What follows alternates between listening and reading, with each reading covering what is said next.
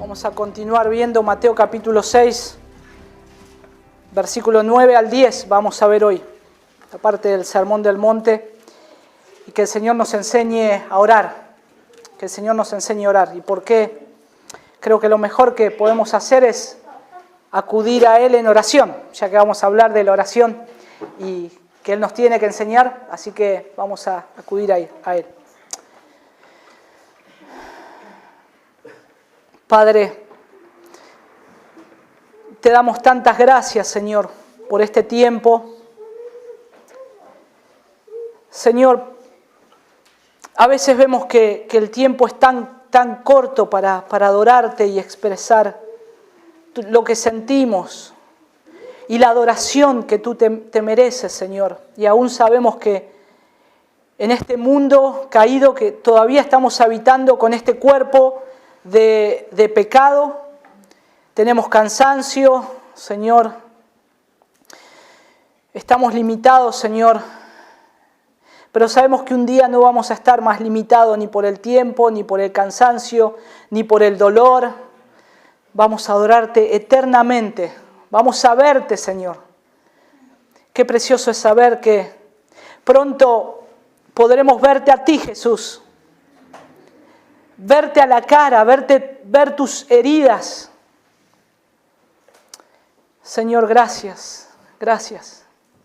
¿Cuánto te necesitamos hoy? ¿Cuánto necesitamos que hoy nos enseñes por medio de tu palabra? Necesitamos que nos enseñes cada día, no solamente hoy, Señor, que nos enseñes cada día, todos los días, cómo ser verdaderamente hijos tuyos, cómo ser y vivir verdaderamente la vida cristiana.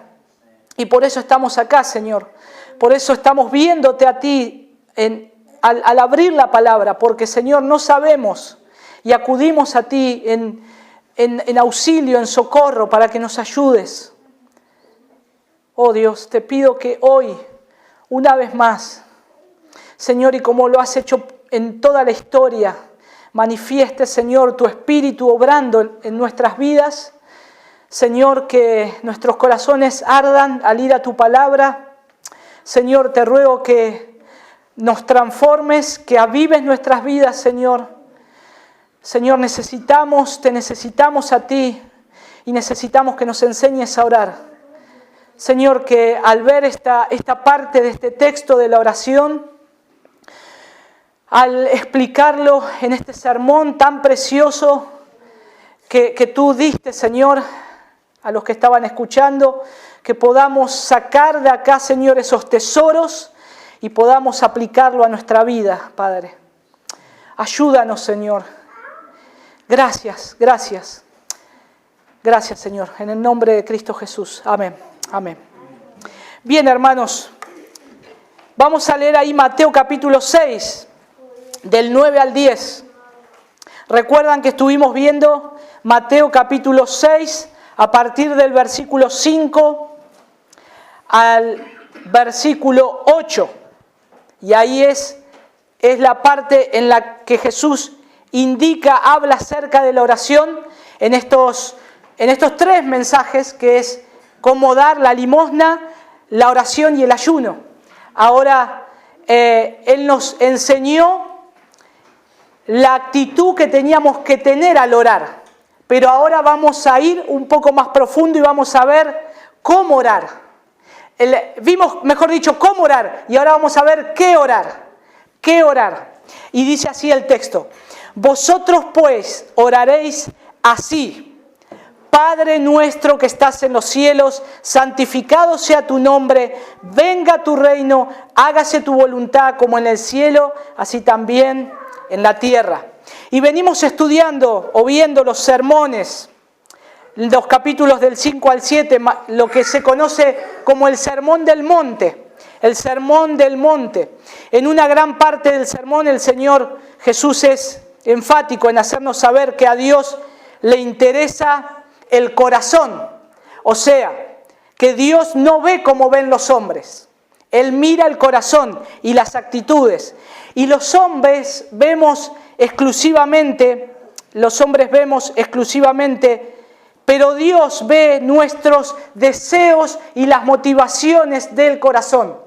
Dios ve los deseos y las motivaciones del corazón y exige de sus seguidores que no solo le obedezcan con sus hechos, sino más bien que sus hechos sean un reflejo de los deseos de Dios.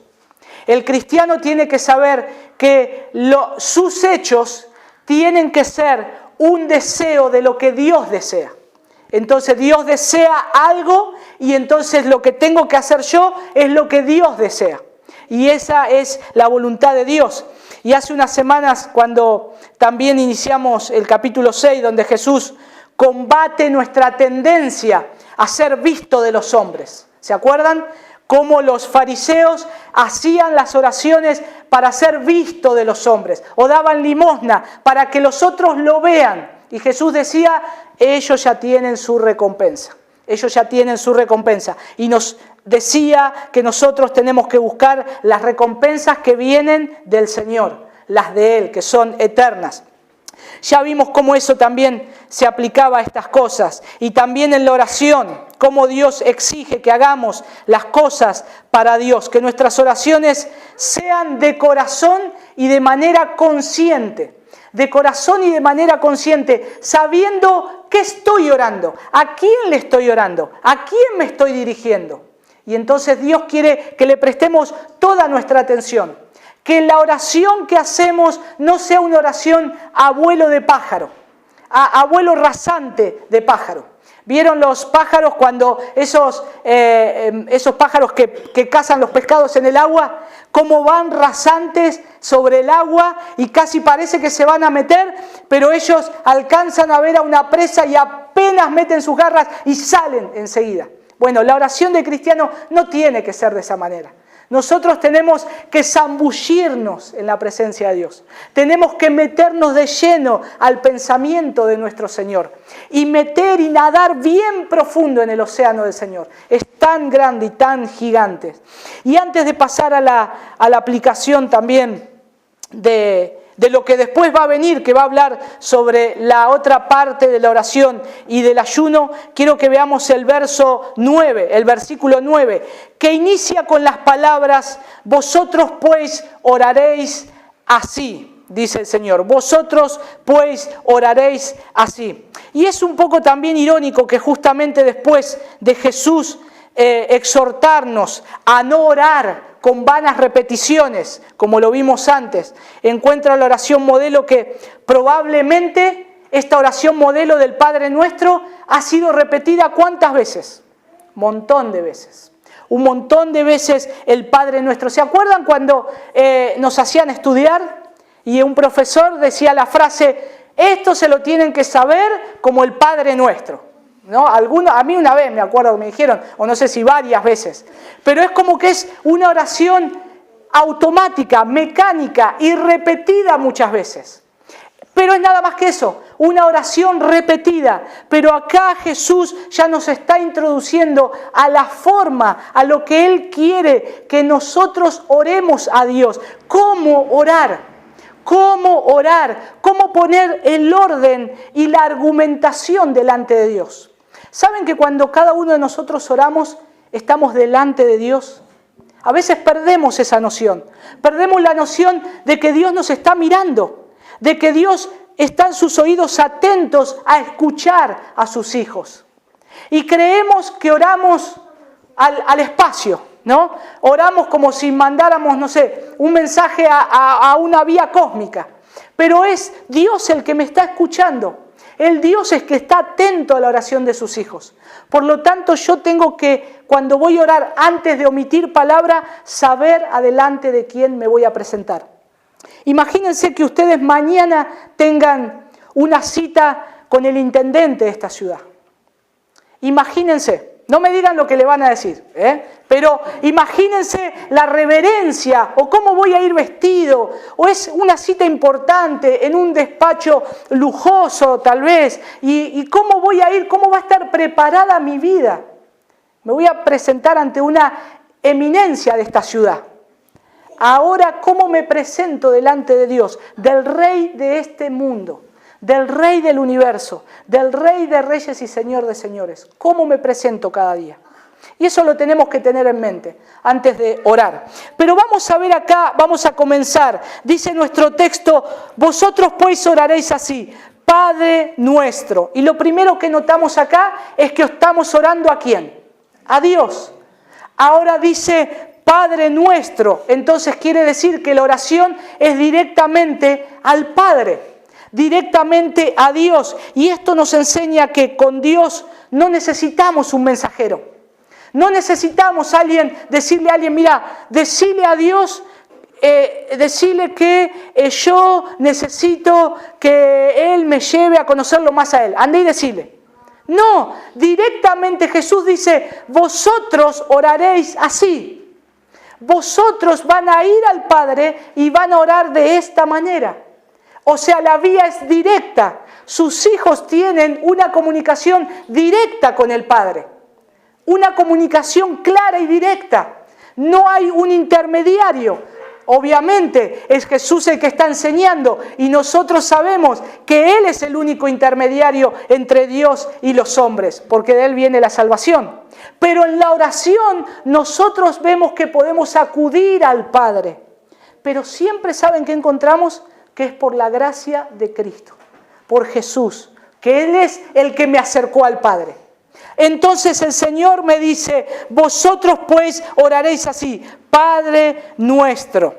Dios es llamado en todas las Escrituras por muchos nombres y cada nombre revela algo de su carácter. Nosotros podemos ver que desde el Antiguo Testamento Dios se ha revelado como Padre. 2 versículos, 2 pasajes voy a dar, uno en Éxodo y otro en Isaías. Por ejemplo, Éxodo capítulo 4, versículo 22, dice así, y dirás a Faraón, Jehová ha dicho así, Israel es mi hijo, mi primogénito. Estaba diciendo que Israel era un hijo suyo, era el padre de ellos. En Isaías capítulo 64, versículo 8, dice así, ahora pues, Jehová, tú eres nuestro Padre, nosotros barro, y tú el que nos formaste.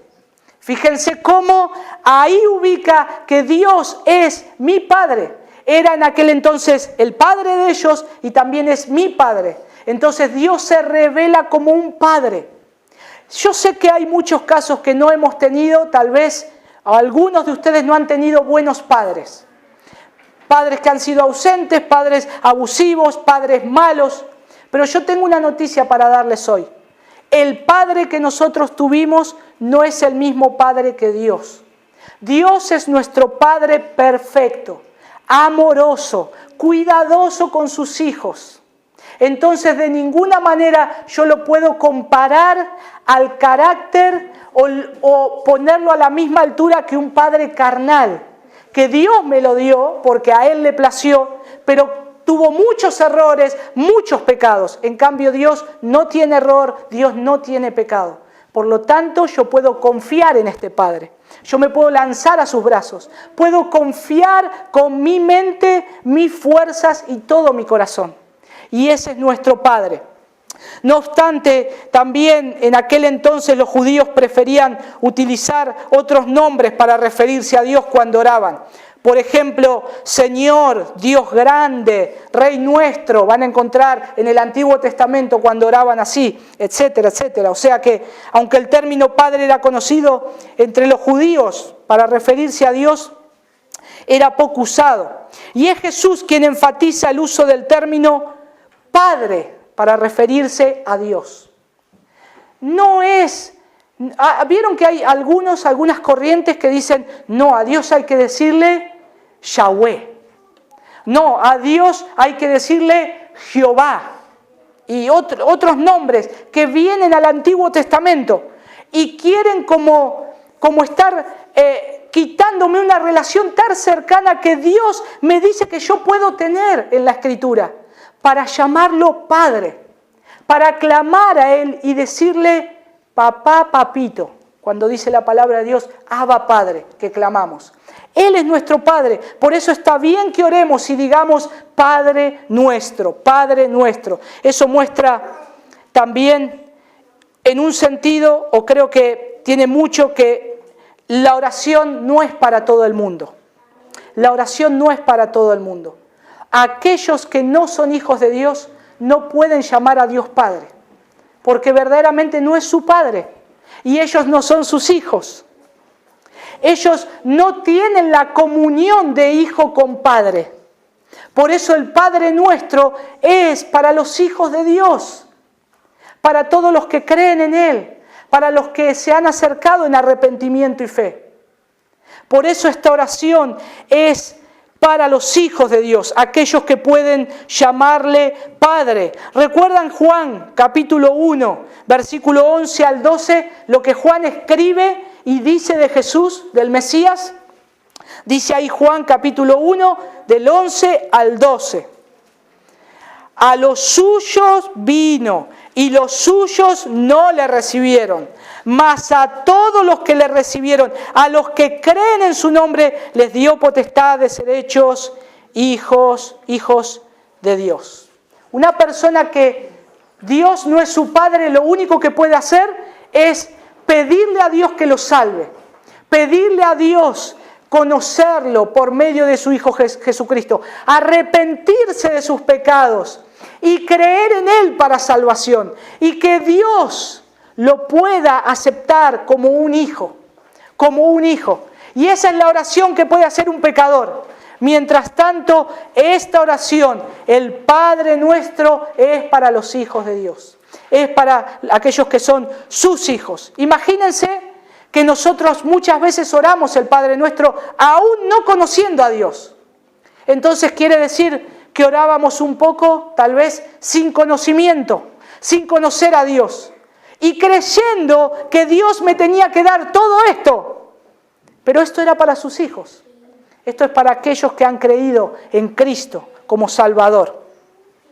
Entonces, si hemos nacido de nuevo, Jesús tiene mucho interés en que nosotros sepamos y estemos conscientes que cuando oramos, no solo estamos comunicándonos con el Rey más poderoso del universo o el juez, a quien todos han de dar cuenta, aunque eso es verdad, pero también estamos comunicándonos con nuestro Papá.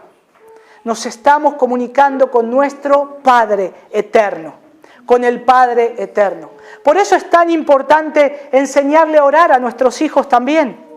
Que oren a Dios, que comiencen a confiar en Dios para salvación, que de Él viene la salvación, que es por medio de Cristo y ellos necesitan un Salvador. Y nosotros tenemos un Padre y cada día necesitamos de Él y necesitamos orar, necesitamos orar. Entonces cuando nosotros ponemos en perspectiva que Dios al que yo estoy orando es el Rey Todopoderoso, el Rey Eterno, el Juez Todopoderoso, y que Él es mi Padre, hermanos, tiene que haber un deseo de orar. Me voy a encontrar con mi papá, me voy a encontrar con mi Padre Celestial. Cuando nosotros vamos a hacer una llamada por teléfono importante, importantísima, ¿qué hacemos? Si estamos en casa y como yo hay chicos chiquitos, me encierro en un lugar para hablar, para que el griterío no me estorbe el otro oído. En uno tengo el teléfono y en otro me entra todo el griterío. Entonces me aíslo.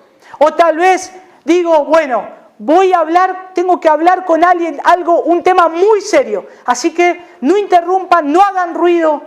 Y es alguien importante tal vez, le tengo que decir algo importante. No puede haber interrupción.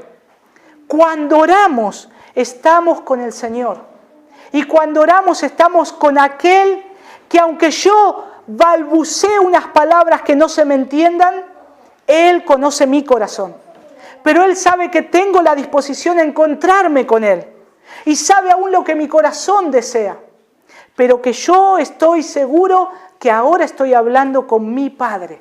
Estoy hablando con mi Padre. El Rey soberano, el único que es digno en toda esta tierra, en todo este mundo. Yo a Él lo necesito y necesito orar, necesito orarle a Él. Recuerdan que no creo que haya un cristiano que no quiera orar, que no quiera acercarse a Dios.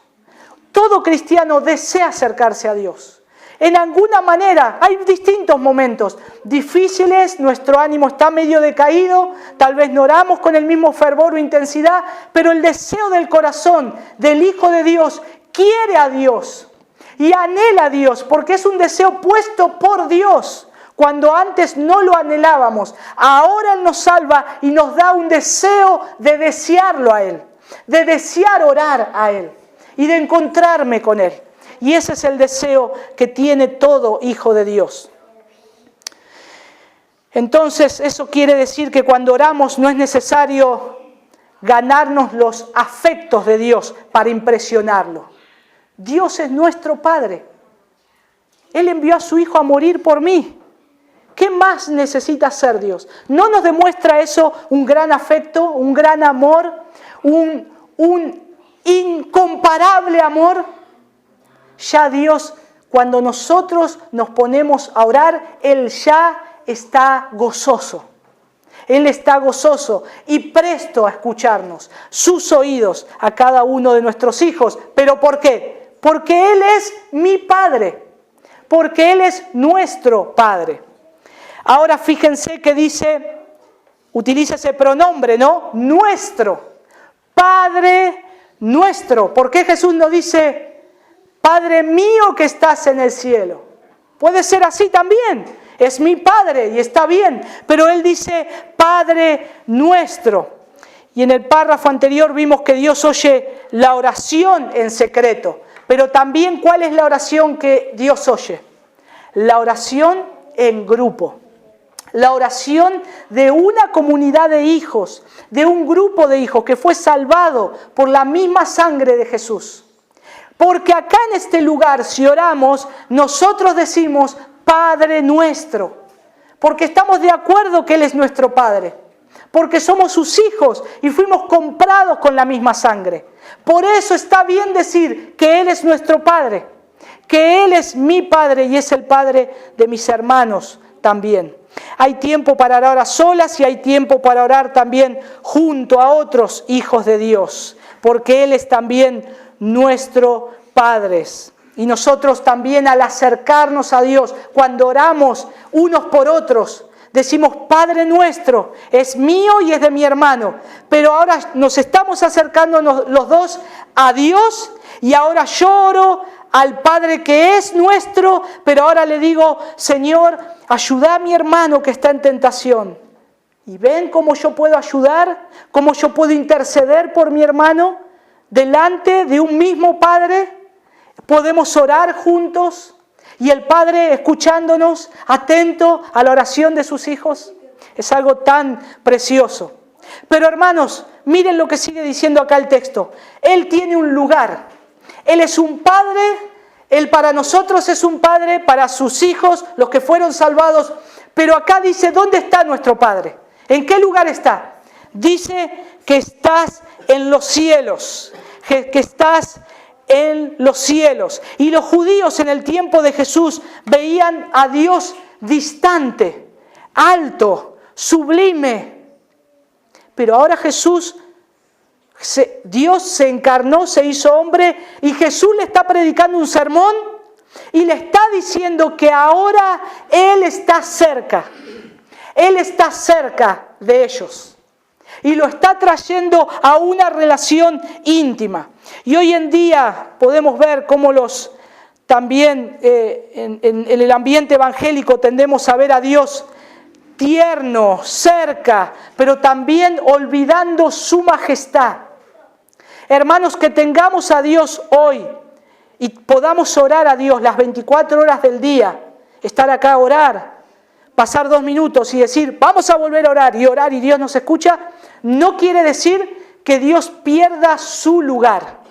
Dios siempre está en su trono, alto, sublime, majestuoso. Él es el Rey. Toda rodilla se tiene que doblar ante Él. Él es la majestad, Él es el Señor. Y no tenemos que olvidarnos de eso. No podemos ir a Dios como pateando la puerta. No podemos ir a Dios diciéndole como un che, obligándole que me diga o que me haga ciertos favores que merezco. No. Le invito a que el que piensa de esa manera vaya y lo haga con algún rey de España, hacer eso, con algún rey de Inglaterra, con alguna eminencia, patee la puerta de su despacho, entre así nomás y dígale lo que tiene que hacer. ¿Saben cómo terminan, no? Presos. Pero acá es Dios y yo puedo terminar muerto.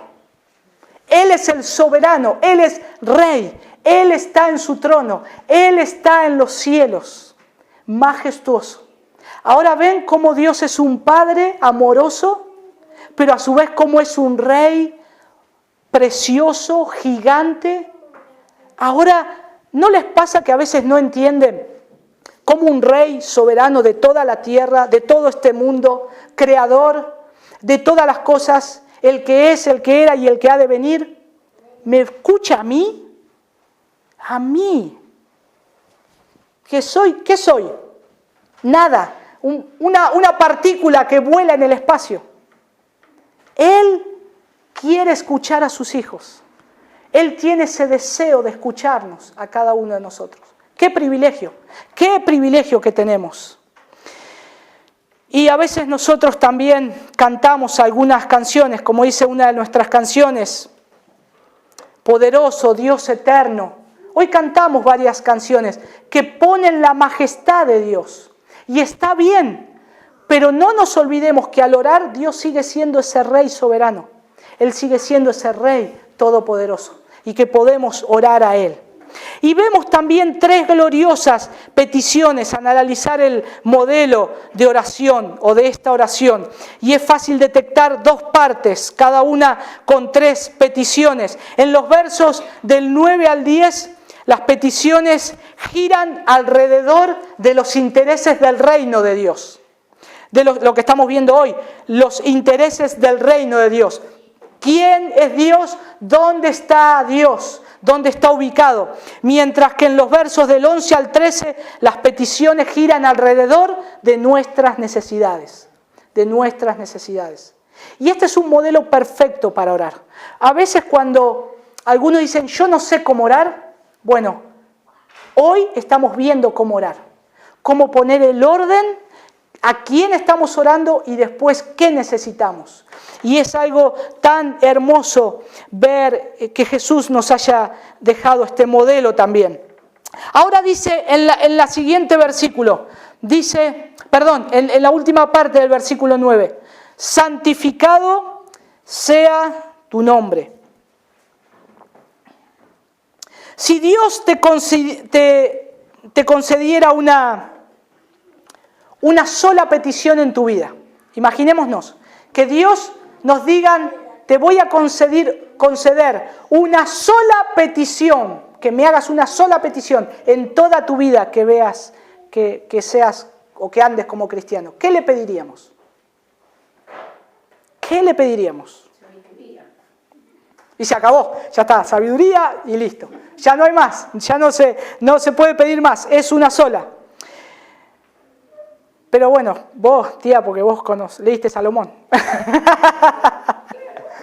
Pero generalmente las personas que le hacen esta pregunta, a veces uno diría, ¿qué le pedirías? Que no conocen al Señor. Y una larga vida, que pueda ver a mis hijos crecer. ¿Vieron que está eso? Yo solo le pido a Dios, o como la canción, solo le pido a Dios que el dolor no me sea indiferente, ¿no?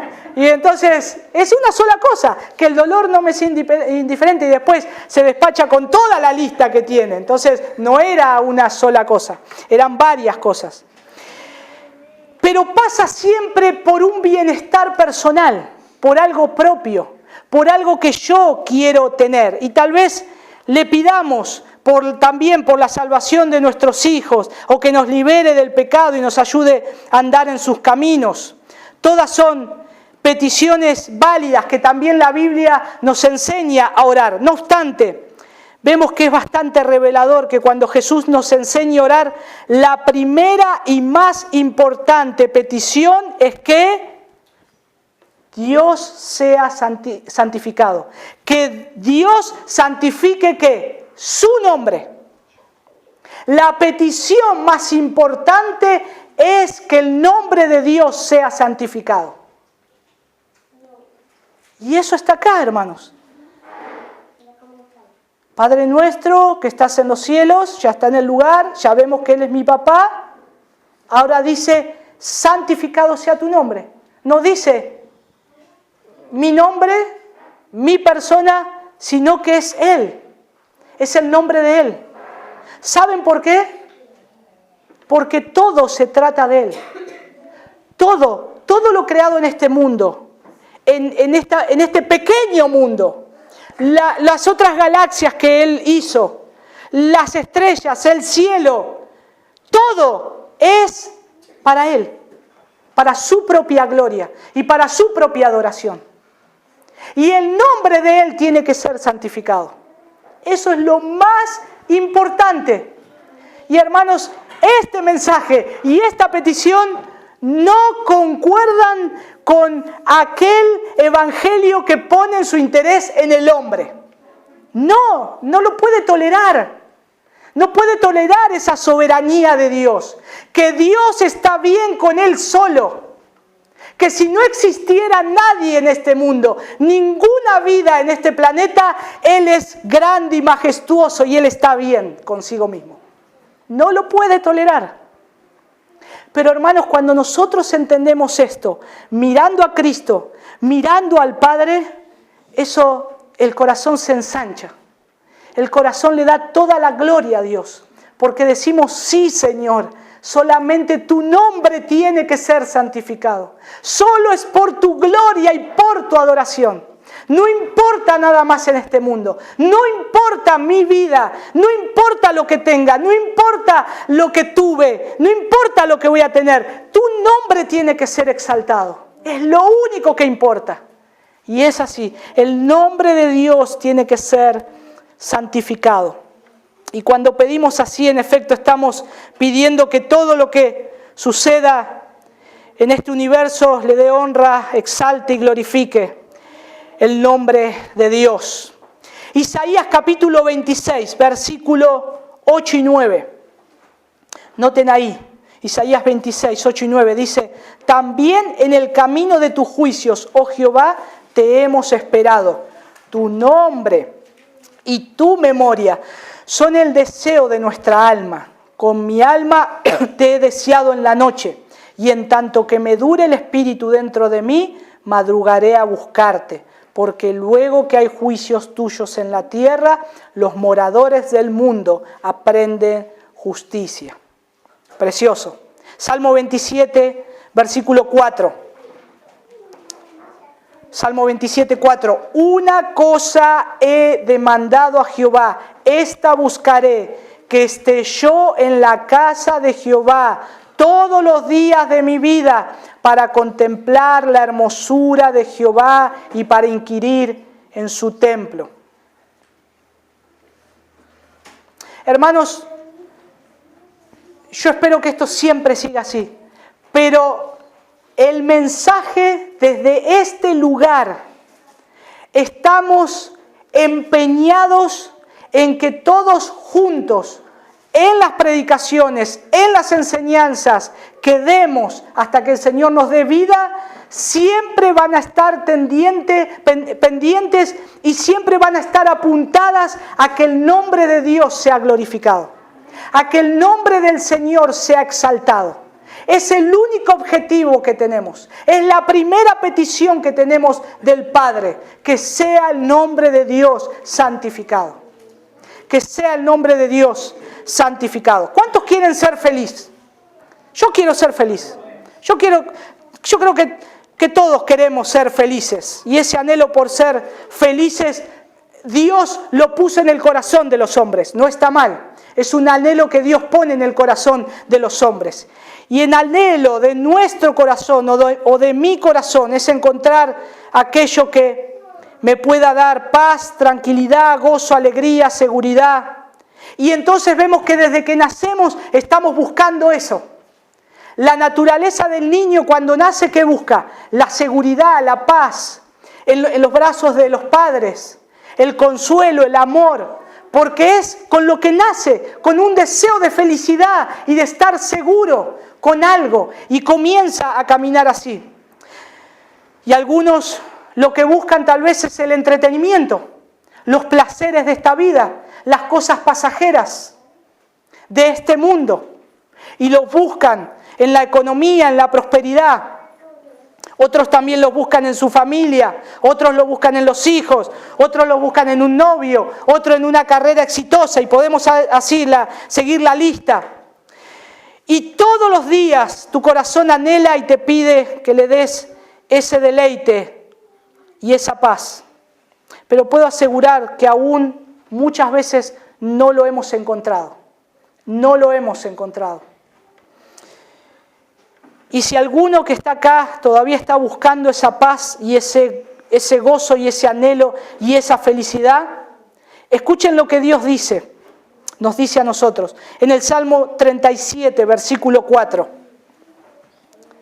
Algo que lo leímos muchas veces tal vez, pero es el deleite en Él. Dice, deleítate a sí mismo en Jehová y Él te concederá las peticiones de tu corazón. Nuestro corazón pide constantemente que le demos felicidad, que le demos gozo. Y lo buscamos por otros lados, por otras cosas. Y hasta que no lo obtenemos, no tengo la felicidad. Pero como eso es pasajero, la felicidad se me pierde en un momento. En un abrir y cerrar de ojos. En lo que podemos hacer un chasquido de dedos. Ahora Dios me está diciendo que el único lugar donde puedes encontrar eso es en mí. El único lugar que podés encontrar eso es en mí, dice el Señor. Porque Él es mi deleite. Porque Él es nuestro deleite. Y si nos deleitamos en Él, dice que Él nos va a conceder las peticiones y los anhelos de nuestro corazón. Pero primero, ¿qué tiene que haber? Un deleite hacia Él. Un anhelo hacia Él. Una búsqueda de su gloria y su adoración. ¿Y cómo puedo deleitarme en Dios? ¿Cómo puedo? Para deleitarte en Dios primero tenemos que verlo. Yo no me puedo deleitar si no lo conozco a Dios. No me puedo deleitar. Si no conoces a Dios, es muy probable que no te deleites. Entonces tenés que conocerlo. Conocer a tu Creador. Conocer a aquel que te dio vida. No se puede disfrutar de algo hermoso si primero no se ve. Pero la palabra de Dios nos dice que existe también el problema. Que el diablo, ¿qué hace? Él siempre ha tenido el entendimiento desde la caída, el entendimiento cegado del hombre. Para que no lo vea a Dios. Para que no se acerque a Dios. Pero Dios es poderoso. Dios al que quiere llama. Y lo llama efectivamente. Pero la misión de Satanás es esa, que no lo veas a Dios. Y hermanos, él sigue trabajando, Satanás, Hoy, 1 de mayo, él no se tomó el día. Él hoy trabajó. No hay día del trabajador para él.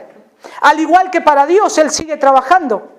Pero Satanás lo que nos va a hacer, y seamos sabios en esto, hermanos, Satanás lo que me va a hacer como cristiano es que yo no me deleite en Dios.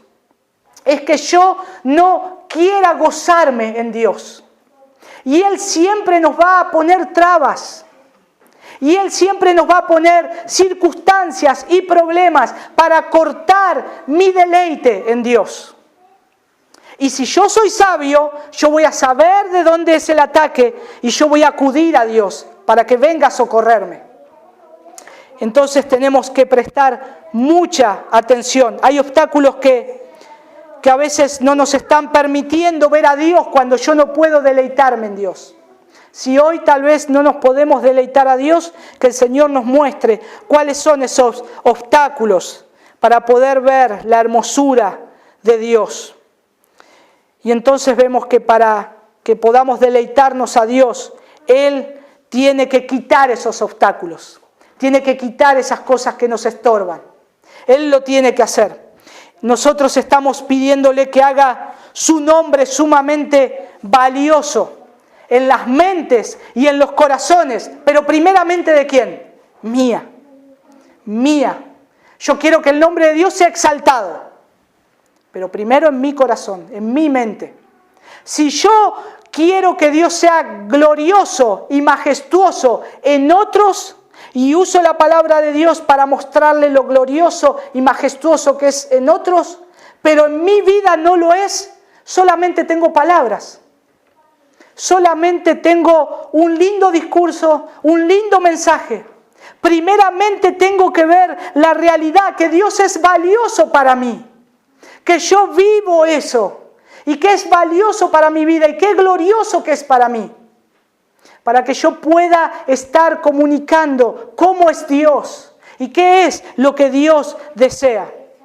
Y en esta petición Jesús nos enseña a pedirle a Dios mismo que sea celoso por su nombre, que muestre su grandeza, que se exalte a sí mismo, que quite nuestra ceguera también, que quite la indiferencia, a fin que todo obstáculo que está impidiendo que veamos a Dios como verdaderamente es. Y eso es lo que significa también nacer de nuevo. Dice Jesús, el que no nace de nuevo, ¿qué no puede ver? El reino de Dios. El que no nace de nuevo no puede ver el reino de Dios. Sí o sí tiene que verlo a Él, tiene que nacer de nuevo. El hombre anda como personas en oscuridad, que a veces quiere alumbrar la oscuridad y alumbra con una velita. Y el hombre anda de esa manera, por este mundo con una vela, tratando de alumbrar este mundo en tinieblas. ¿Saben cuánto puede ver? Nada, ahí nomás. Ahora, cuando tenemos a Cristo, tenemos al sol de justicia y podemos ver completamente y podemos verlo a Él y podemos ver que Él es grandioso y podemos desearlo a Él y verlo majestuosamente como Él es, porque lo tenemos a Él. Yo les invito a que hoy podamos comenzar a orar diariamente, que Dios sea santificado. Que Dios sea santificado. Que nuestra oración de hoy por la noche, de mañana a la mañana, que el nombre de Él sea engrandecido. Pueden decirle, Dios, no voy a pedirte nada, por hoy solamente. No voy a pedirte, sabes todo lo que necesito. Solamente voy a orar y voy a orar por tu nombre que sea santificado y engrandecido. Y nómbrenlo a Él todas las veces que aparece en la Escritura que el nombre de Él es santificado, que Él es engrandecido. Por eso es tan importante, hermanos, llenarlos de la palabra de Dios. Llenarnos, embriagarnos de la palabra de Dios, para que mi mente ore la palabra de Dios, para que mi vida recuerde cuando voy a Dios qué tengo que orar. Es tan importante su palabra. Que podamos decirle, Señor, si es verdad, mi corazón anhela esa satisfacción. Santifica tu nombre. Quita todo obstáculo para que yo pueda verte, amarte y deleitarme en ti. Deleitarme en ti. Dice el texto, venga tu reino. Ahora dice el versículo 10. Venga tu reino. ¿Saben que Dios es un rey que tiene un reino? Lo hemos estado viendo en el Evangelio.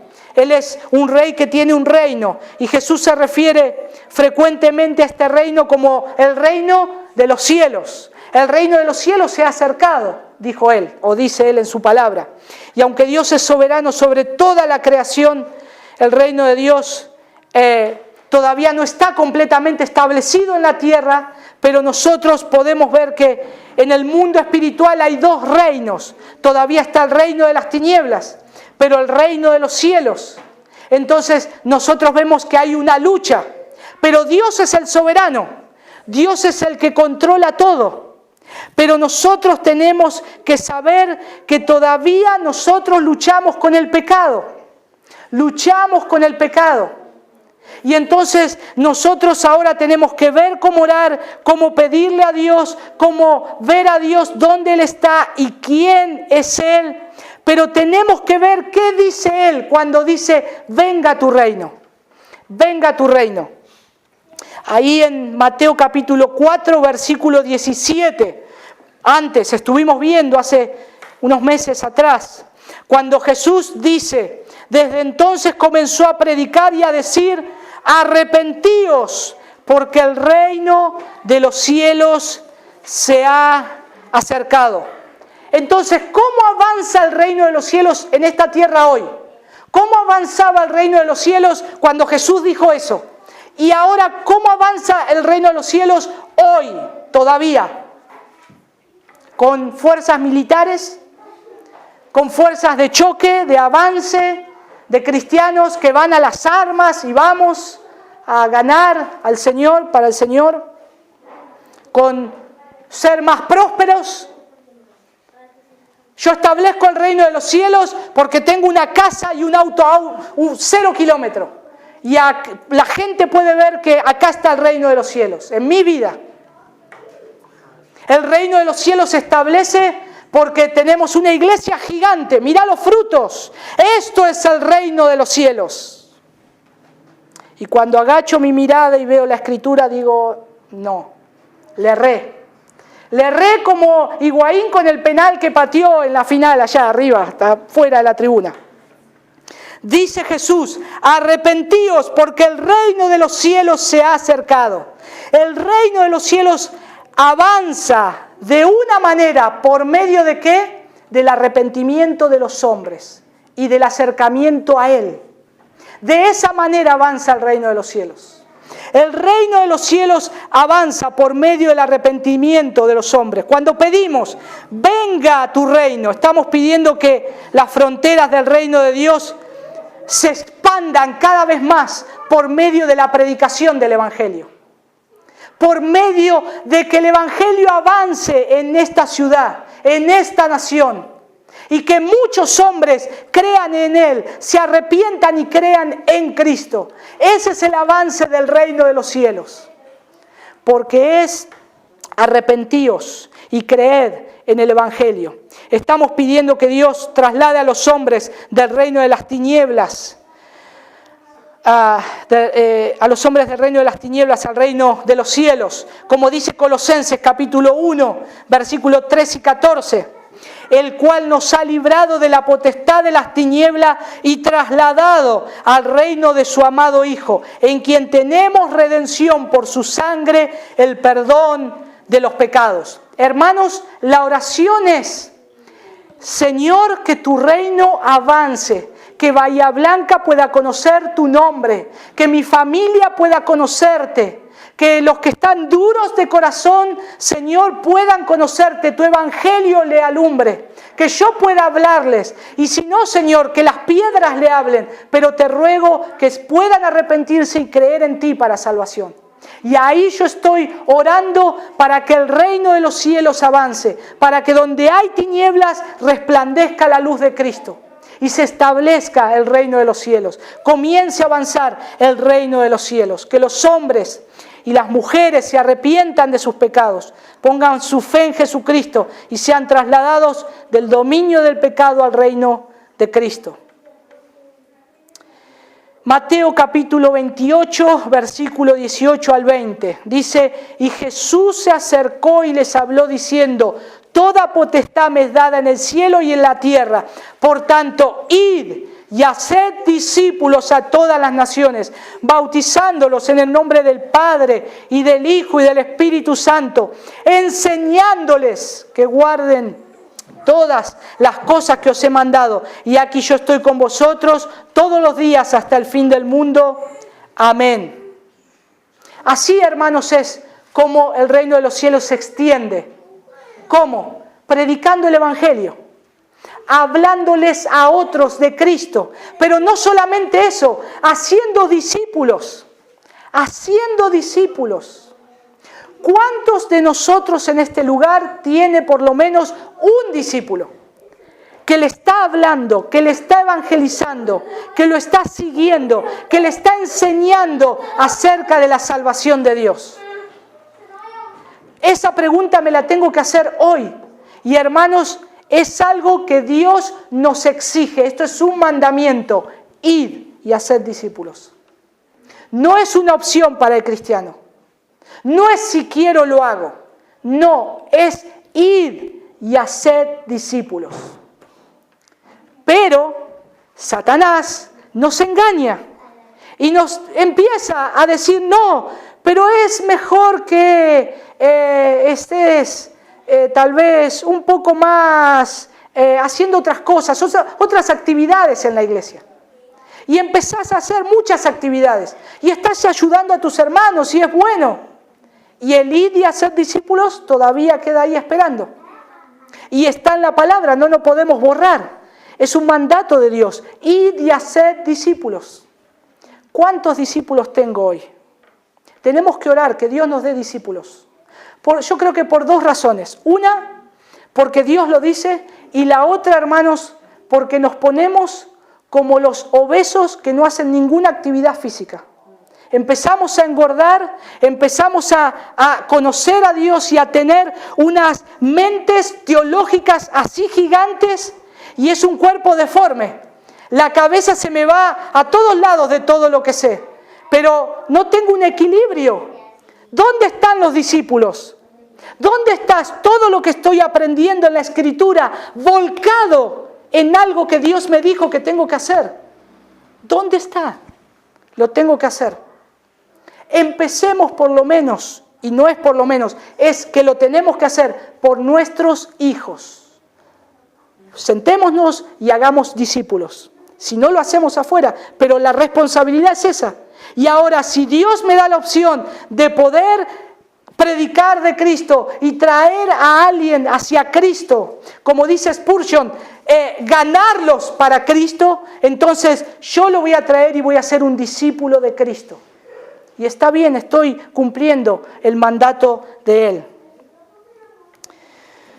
Cuando oramos, venga tu reino, estamos pidiendo a Dios que su evangelio llegue a lugares donde faltan. Hermanos, ustedes saben que en Hechos se expande el evangelio y comienza a ir por distintas regiones. ¿Qué hubiese pasado si hubiesen quedado en el aposento alto orando?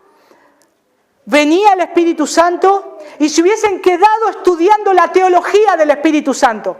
No, veamos cuál es esta teología y no salgamos y prediquemos. Ellos esparcieron el Evangelio por todos lados y a distintos lugares. Felipe era evangelista. Felipe se había preparado para ser evangelista. Él estaba en un lugar que no cumplía todavía su ministerio, sirviendo las mesas de las viudas, porque era un diácono. Lo habían escogido para eso. Pero él ya estaba preparado para salir a predicar. Pero Dios quería formar su carácter y lo tenía ahí. Ahora, cuando él termina esa tarea, el Señor lo manda al lado del carro de un funcionario de otra nación, para que pueda hablarle de Cristo. Y por medio de ese funcionario se abren las puertas al Evangelio a un país como África. Y así los cristianos expandieron el Evangelio. Y nos llega a nuestra América, al norte. Y vienen misioneros hacia el sur, porque cumplen esta comisión de ir y hacer discípulos. Y hoy nosotros, luego de más de 600 o 500 años, hoy nosotros tenemos el Evangelio gracias a hombres que han cumplido este mandato. Hagamos lo mismo.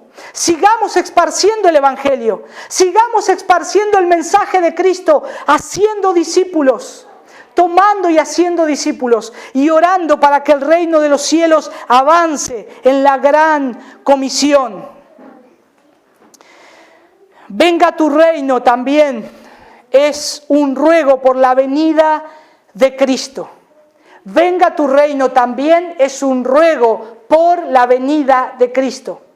¿Cuántos quieren que Cristo venga? Queremos. Ven, ven Señor Jesús.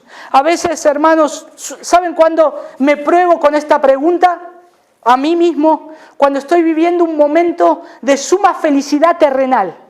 Un momento que me pasa algo y no sé, algo lindo, voy a hacer un viaje con mi familia, o estamos planificando y vamos a viajar, un momento de felicidad, de distracción, de esparcimiento. Y me pongo a pensar y digo, si el Señor viniera hoy, y tendrías que cancelar todo este viaje, ¿igual estarías contento? Imagínense, te están a punto de dar lo que más quieras. Estás orando por una casa, un terreno, un auto, no sé, algo que quieras y anheles. O algo sentimental. Te estás por casar. Una vez un hermano me dice, se estaba por casar, al otro día se casaba. Y me dice, hermano, es un momento de tanta felicidad, pero si Cristo viniera hoy, qué hermoso sería. Y fueron palabras preciosas de alguien que anhela la venida de Cristo. El momento de un casamiento es precioso, un momento afectivo y sentimental tan grande. Pero cuando me pongo a ver que Cristo venga hoy, no lo comparo con nada. Yo quiero que hoy venga, que el reino de los cielos se establezca. Está ahí el hermano Johnny que está jugando, que justo está ahí. Está a punto de ganar el torneo de ascenso, imagínense. Último minuto, ya la euforia. Van a salir a gritar y a festejar, ascienden. Y se imagina todos los asados, ¿no? Que le van a pagar después. Y están ahí, van a ascender la historia del club. Y él se para y dice, Señor, si vinieras ahora, qué hermoso sería. Qué hermoso. Nos tenemos que hacer esa pregunta. Nos tenemos que hacer, a ver cuánto anhelamos a Dios, cuánto lo anhelo. Ahí en 1 Corintios, capítulo 13, versículo 12, dice, ahora vemos por espejo, oscuramente, mas entonces veremos cara a cara. Ahora conozco en parte, pero entonces conoceré como fui conocido. Imagínense, hermanos, ahora experimentamos en parte, en una parte la paz, en una parte el gozo, en una parte el amor. Todo está en parte, pero Dios me dice, ahora es todo en parte, cuando estés allá va a ser completo. Si hoy yo tengo gozo, si hoy lo amo a Dios, imagínense que cuando estemos con Él va a estar completo. Va a ser mayor gozo, mayor anhelo, mayor amor. ¿Cómo no vamos a decir, Señor, venga a tu reino? Y por último, hágase tu voluntad. Yo creo que el Salmo 135, versículo 6, resume el hágase tu voluntad. Salmo 135, 6. Todo lo que Jehová quiere, lo hace. En los cielos y en la tierra, en los mares y en todos los abismos. Él lo hace todo. Él hace todo. En el cielo, todo lo que Dios manda, se hace. Pero ahora dice, hágase tu voluntad en la tierra. ¿Por qué? Porque la tierra está llena de pecadores que no hacen la voluntad de Dios. En la tierra estamos nosotros que no hacemos la voluntad de Dios. Entonces yo tengo que orar, Señor, en el cielo perfectamente se hace todo lo que tú dices. Que se haga acá también entre nosotros. Que se haga en esta tierra tu voluntad. Que se haga en esta iglesia tu voluntad. Que se haga en mi vida tu voluntad. Porque eso es lo que tú quieres. Tú haces todo. Pero el hombre es indiferente a la voluntad de Dios en la tierra. Pero eso, hermanos, no va a ser para siempre. No va a ser para siempre. Un día el Señor va a venir. Y Él va a hacer todo como Él dijo que fuera, como fue planeado. Y eso va a ser hermoso. Eso va a ser hermoso. Cuando oramos esta petición, nosotros tenemos que enfocarnos hacia la voluntad de Dios, que se haga en mi vida, que sea su voluntad haciéndose en mi vida. Pudiéramos abundar bastante más explicando este punto, pero en lugar de esto, hermanos, quiero que oremos, que oremos por esto, que oremos porque la palabra de Dios nos ha mostrado que Dios es nuestro Padre, la palabra de Dios nos ha dicho que Él está en los cielos, que lo primero que Él necesita y lo que Él desea en nuestra oración es que sea santificado su nombre, y lo otro es que se haga la voluntad de Dios acá entre nosotros. Y eso es lo principal de una oración del cristiano. Vamos a orar. Padre nuestro que estás en los cielos, no hay nada que se oculte a ti. Todos nuestros pensamientos y hechos son visibles para ti, Señor. Tú conoces en cuáles partes de mi vida nos está haciendo tu voluntad. Señor, yo no lo he podido ocultar de los demás, pero no lo puedo ocultar de ti. Yo sé que un día, Señor, tu voluntad se hará en la tierra como en el cielo. Señor, pero queremos ser de aquellos que te obedecen voluntariamente. Señor, hemos intentado varias veces someternos a tu ley, pero no hemos podido. Y Señor, si hay algo dentro de nosotros que no te gusta, Señor, el pecado, Señor, todo lo que sea pecado, Señor, y aún he seguido el pecado y no he quedado satisfecho, Señor, y tal vez la consecuencia es que nos hemos alejado de ti por buscar eso. Ahora, Señor, con corazón sincero, nos arrepentimos de nuestros pecados. Señor, te ruego que quites todo obstáculo que no me permite ver la hermosura de tu santidad y que tu reino, Señor, venga a mi vida. Señor, ayúdanos. Padre nuestro que estás en los cielos, que tu nombre sea santificado, que venga tu reino y que se haga tu voluntad como en el cielo, así también en la tierra. Amén. El Señor les bendiga, hermanos.